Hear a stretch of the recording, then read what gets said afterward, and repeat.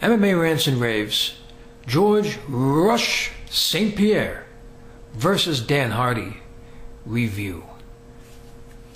Ladies and gentlemen, I'm going to start it out like this. You got to give Dan Hardy credit. You know, whether you like the guy or not, you just got to give him credit. I mean, 5 rounds to go through what he did. And to do what he did, which no one expected him to do, which isn't his genre. It's not his pedigree to do what he did in this fight. Basically, a lot of people predicted that GSP was going to lay on him the entire fight, and their predictions were correct, because that's really what happened here. But there are things that happened in this fight which I'd never seen before happen, and which I didn't even think that was possible. Let's talk about the fight. You know, the fight starts out, we think that Hardy's basically going to stand up with GSP. He's going to look for that opening, and he's going to take the shot. He said it. He admitted it himself. All the pundits, all right, in the mixed martial arts community were saying the same thing, and he was looking for it the entire fight, very patient looking for it. However, what no one predicted is that Hardy's guard was absolutely extraordinary. Look at all the fights that GSP has been involved in, amongst the best in the welterweight division. You look at Koscheck, Alves, Fitch, all these guys, especially BJ Penn, even though he's traditionally a lightweight, but when he moved up to welterweight. I mean, when GSP is on his game and he is able to take the fighter down and cover them up and dominate them on the ground, he beats people up. He sent BJ Penn to the hospital, and BJ Penn is a legend, great fighter. He got beaten up bad. And then you look at Alves. Alves looked terrible at the end of that fight. So, you know, when he's successful at what he does to take people down, he hurts them very bad. If they can get to a unanimous decision, doesn't make a difference. But out of all the fighters that he's fought, he really didn't do that much damage to Hardy. You look at Hardy at the end of that fight, he didn't look that bad. I mean, he was just basically smiling. He didn't look like he was breathing heavily. His cardio was great.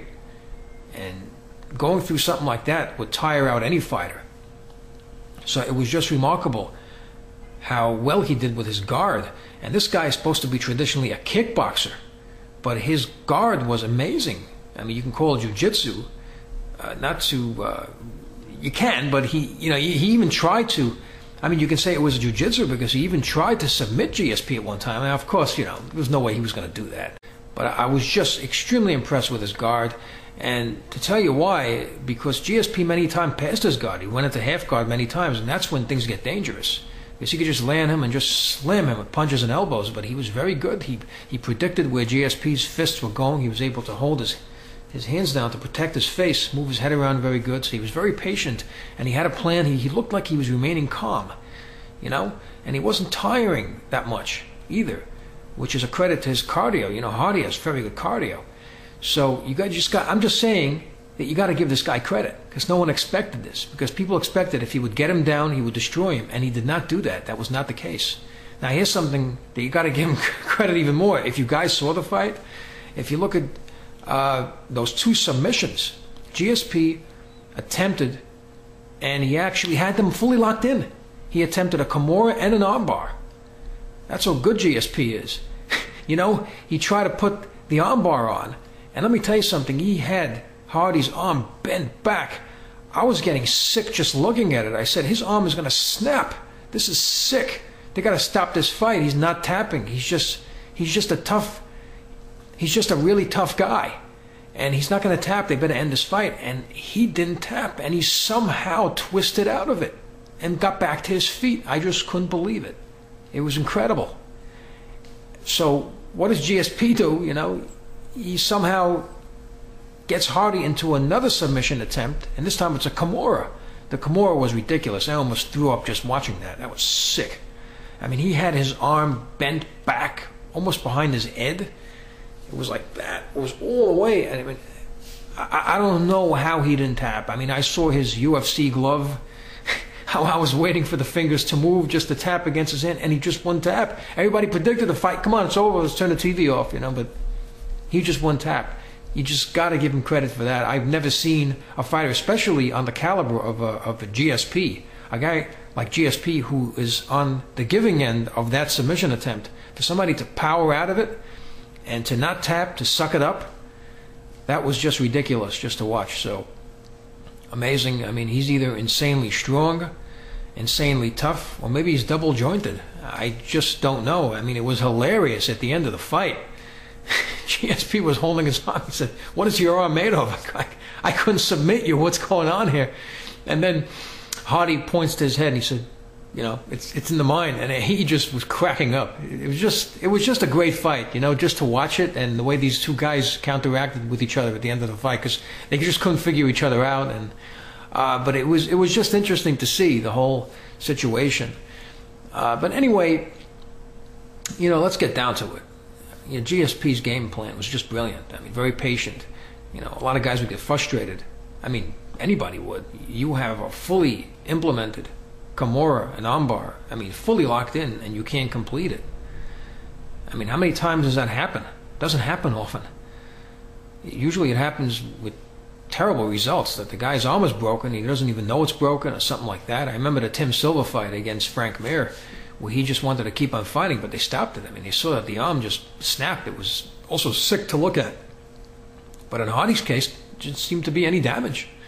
Not that I've heard of. I mean, and they just kept on fighting. So it was a great fight.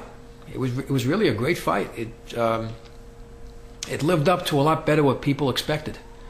GSP's game plan really worked. He basically was looking to wrestle. His patience was incredible, especially after trying to get one of those submission attempts locked in. And his patience really showed. He just kept on going back to basics, continue with the takedown. I mean, it was either going for the waist, he was going for the leg, and it was classic GSP wrestling. He just basically had no answer for it. He couldn't do anything about it. And, you know, giving Hardy credit, there's one thing I don't give him credit for, which is what he had to do. He had to strike, and it went 5 rounds. He just couldn't find anything going. As a matter of fact, GSP was the superior striker. That's what it seemed to me. He was landing better shots in the fight, and, you know, attempted shots.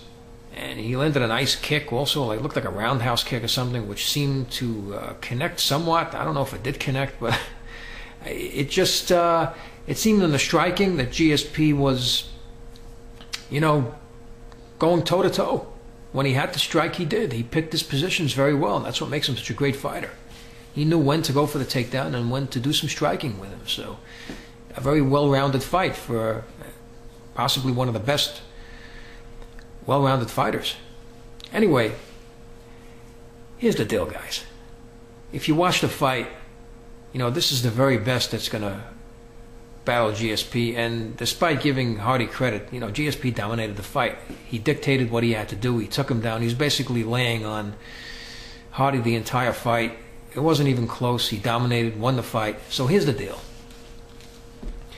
GSP is walking around now, 185, 190. He's packing on more muscle. The guy looked like a fine sculpted statue out there. This guy doesn't have a gram of body fat. Doesn't seem to me. I mean, he's just too good. He's too strong for the welterweight division. There is nothing for him to prove at welterweight anymore.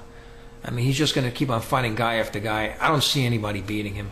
It's definitely time for GSP to move up. He's got to move up to middleweight. And here's a very good reason why. People are always talking about this highly anticipated fight, the fight that everybody wants to see, Anderson Silva versus GSP. I heard rumors that this guy is contemplating retirement. So how long is he going to keep on fighting? We don't know. Will he retire? We don't know. We have to see what happens in the Maia fight, which is coming up shortly. But the bottom line is, if you take Anderson Silva out of the middleweight division, who do you really have there? I mean, there's some talent in that division. You know, you have Chael Sonnen, you have Nate Marquardt, there's some other guys. It's a talented division.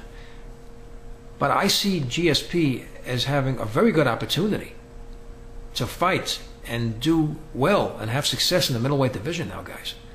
So it's a no-brainer for him to move up. I see good matchups for him there. I think a great matchup would be GSP against Chael Sonnen, two very good wrestlers, wrestling against wrestling, to see these two guys test their strengths and their abilities against each other. That should be a pretty good matchup to see.